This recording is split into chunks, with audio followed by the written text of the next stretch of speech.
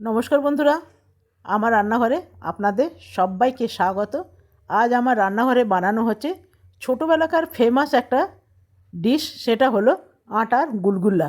এটা আমার মা খুব বানিয়ে দিত, তবে কিন্তু এটা ভুল করবেন না, এটা কিন্তু মালপোয়া না। এটা আমাদের বাড়ি যেহেতু ঝাড়খণ্ডে, তো এটাকে সবাই বলতো ওইখানকার আটার গুলগুলা। তবে এটা খেতে ভীষণ ভালো হয়।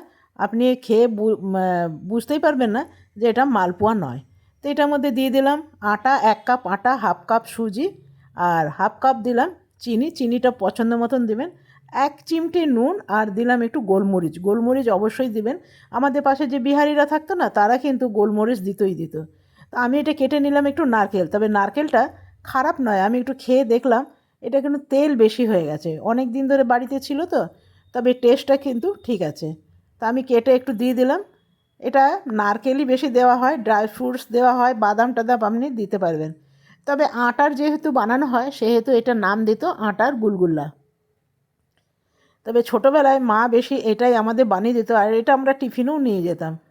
এটা এরপরে ভালো করে মিলিয়ে নিতে হবে। আর এটা সম্পূর্ণটাই দুধ দিয়ে মাখানো হবে, জল দিয়ে কিন্তু মাখালে কিন্তু তার টেস্ট ভালো হবে না, যেহেতু আটার এটা। তো এখানে দেখি কতটা দুধ লাগে, এখানে নিয়ে নিলাম 1 কাপের মতন দুধ। দিয়ে ভালো করে গুলে নিতে হবে। এটা গুলে কিছুক্ষণ রেখে দিতে হবে। তবে আমি সবটাই দিয়ে দিলাম। আর এটা এই দ্বারাই ভালো করে মাখা যাবে না, আমার মনে হচ্ছে হাতেই করতে হবে। তবে বন্ধুরা, এটা ফেটাতে হবে অনেকক্ষণ, 10 থেকে 15 মিনিট।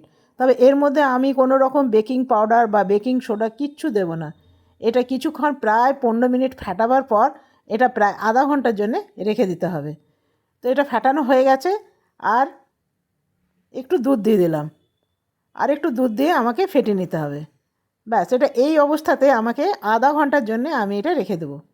আধা ঘন্টা পর ফিরে এলাম, তো দেখলাম সুজিতে অনেকটা টেনে গেছে, আমাকে আর একটু দুধ দিতেই হবে।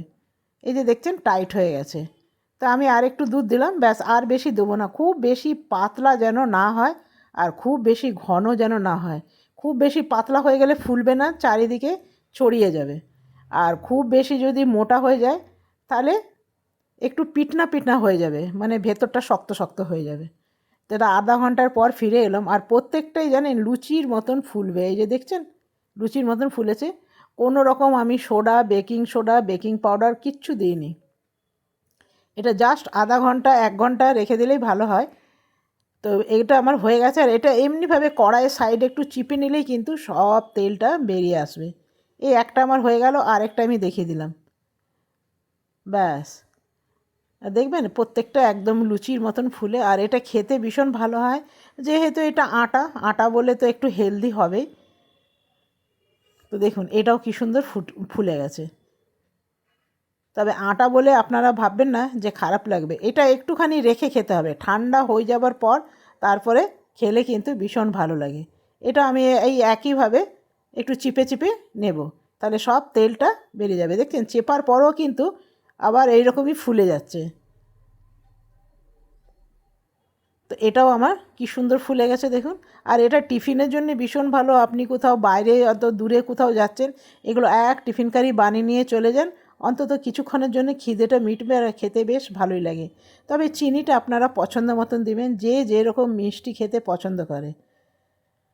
আমি এটা একটু কমই মিষ্টি দিয়েছি। তো আমাদের বাড়িতে খুব একটা মিষ্টিটা পছন্দ করে না, মানে মিষ্টিটা সামঞ্জস্য হলে দেখবেন আপনার খেতেও ভাল লাগবে। খুন্তিটার মধ্যে মনে হয় জল ছিল জানেন, তার জন্যে ছিটে ছিটে এলো। তো চলুন কতগুলো হয়েছে একবার আপনাকে দেখাবো, আর প্রতিবার একটুখানি গুলিয়ে নিতে হবে। তো দেখুন বেশ অনেক কটা হয়েছে, আর দেখতে কী সুন্দর হয়েছে। আপনারা চাইলে কিন্তু এটা গুড় দিয়েও বানিয়ে নিতে পারবেন। তো এখন যেহেতু খুব গরম, একটা আপনাকে ভেঙে দেখায়, দেখছেন কী সুন্দর জালিদার হয়েছে।